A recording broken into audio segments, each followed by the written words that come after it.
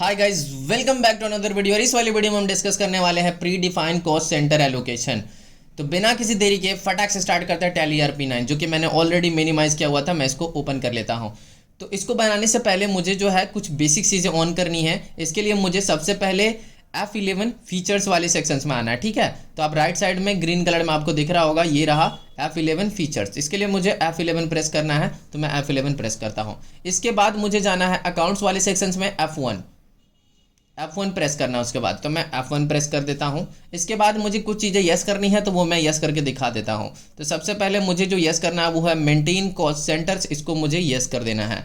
तो मैंने इसे यस करना है। उसके बाद जो दूसरा यस करना है वो है मेंटेन मोर देन 1 पेरोल और कॉस्ट कैटेगरी। तो मुझे दूसरी वाली जो यस करनी है वो है मेंटेन मोर देन 1 पेरोल और कॉस्ट कैटेगरी। इसके बाद मैं जो है फिलहाल कंट्रोल ए से सेव कर ले रहा हूँ। इसके बाद मैं स्केप बटन से बैक जा रहा हूँ और उसके बाद मुझे एक और काम करना है, मुझे कॉस्ट कैटेगरी बनानी है। इसके लिए मुझे जाना पड़ेगा इसके लिए मुझे जाना पड़ेगा अकाउंट्स इन्फो में। उसके बाद मुझे जो है आना पड़ेगा कॉस्ट कैटेगरी में। तो कॉस्ट कैटेगरी में आने के बाद मुझे एंटर करना है।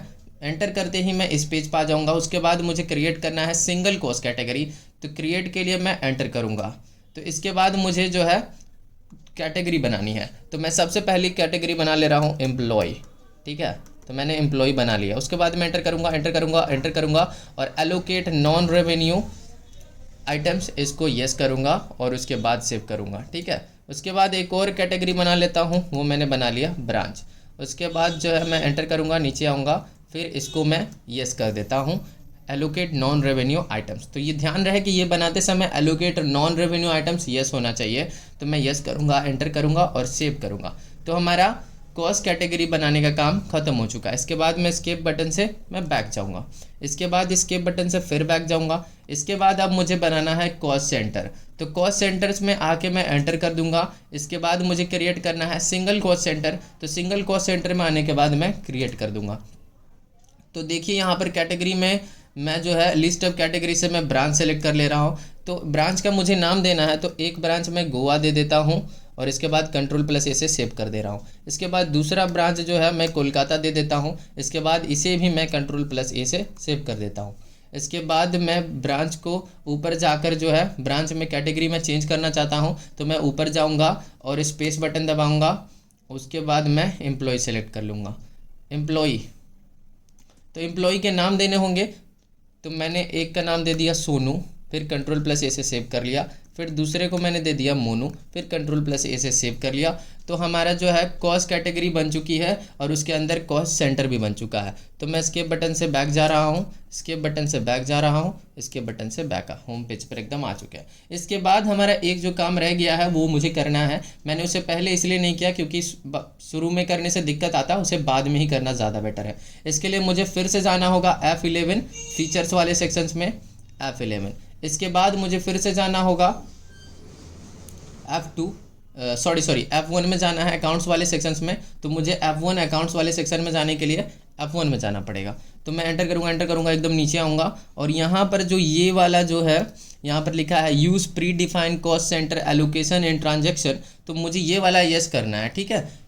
Use pre defined cost centre allocation in transaction, ये मैं जैसे ही यस करूँगा या फिर एंटर करूँगा तो ये वाला पेज मेरा खुल जाएगा, कॉस्ट सेंटर क्लासेस। तो क्लासेस में मैं एक क्लास का नाम दे दे रहा हूँ सैलरी। तो मुझे सैलरी पेड करवानी है। तो जैसे ही मैं एंटर करूँगा ये मेरा कॉस्ट कैटेगरी खुल चुका है। तो कॉस्ट कैटेगरी खुल चुका है, तो मैं इसमें एम्प्लॉय सेलेक्ट कर लेता हूँ क्योंकि सैलरी मुझे एम्प्लॉयज़ को पेमेंट करानी है। तो एम्प्लॉय सेलेक्ट करने के बाद जो है मुझे एम्प्लॉय के नेम शो करेगा। तो मैं मोनू एक सेलेक्ट कर लेता हूँ। तो मोनू में 100% शो कर रहा है, तो मोनू को मुझे 100% नहीं देना है, मैं 50 दे दे रहा हूँ, ठीक है, मोनू को। उसके बाद मैं फिर से एंटर करूँगा तो मैं सोनू के पास आ जाऊँगा। तो सोनू को मैं सेलेक्ट कर ले रहा हूँ। जैसे ही सोनू सेलेक्ट करूँगा रिमेनिंग परसेंटेज खुद पे खुद फिल हो जाएगा। मैं एक और बार एंटर दबाऊँगा, फिर उसके बाद एक बार और एंटर दबाऊँगा। तो एक और क्लास का नाम हमको देना है, तो यहाँ पर हम दे देंगे रेंट।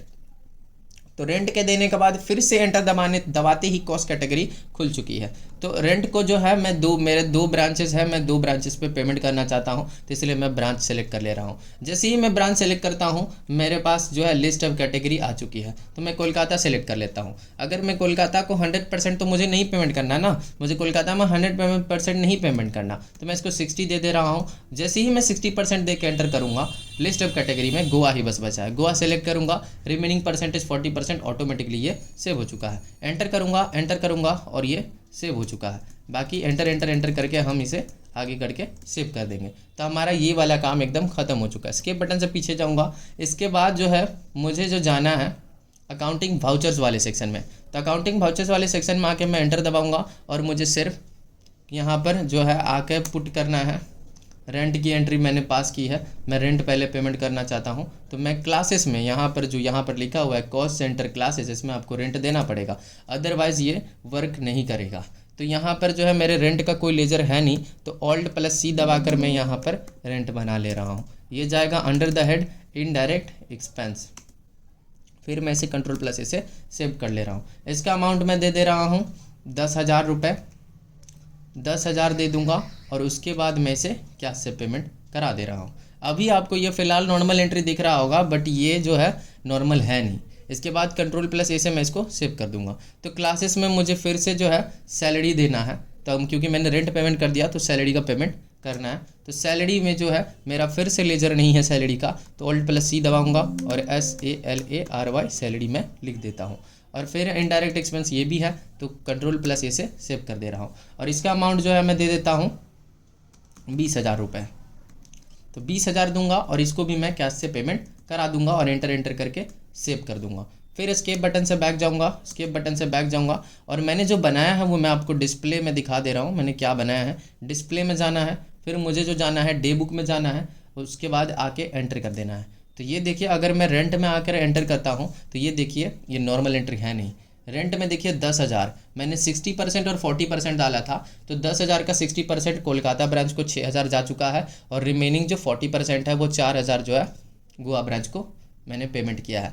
तो इस वाले में होता ये है कि परसेंटेज हम पहले से ही प्री डिफाइन कर देते हैं, तो इसीलिए इसका नाम है pre defined cost centre allocation. तो इसमें हम परसेंटेज पहले से ही प्री डिफाइन कर देते हैं, जो हम इतना अगर कोई सा भी पेमेंट होगा तो इतना % हम इसको देना चाहते हैं और इतना % हम फलना को देना चाहते हैं। तो जिसको देना चाहेंगे हम पहले से ही जो है मतलब हम परसेंटेज डिसाइड कर देते हैं। फिर एस्केप बटन से मैं जाऊंगा, दूसरा एंट्री भी दिखा दे रहा हूँ, उसमें 50-50% था मेरा, तो वो भी मैं शो कर दे रहा हूँ। तो सैलरी मेरा 50-50% था, तो ये देख लीजिए एम्प्लॉय मोनू और सोनू को जो है 10-10 हज़ार इक्वली जो है पेमेंट हुआ है। तो बस हमारी यहाँ पर प्री डिफाइंड कॉस्ट सेंटर ख़त्म हो चुकी है। तो आज के लिए इतना ही, मिलते हैं अगली वीडियो में, तब तक के लिए बाय बाय।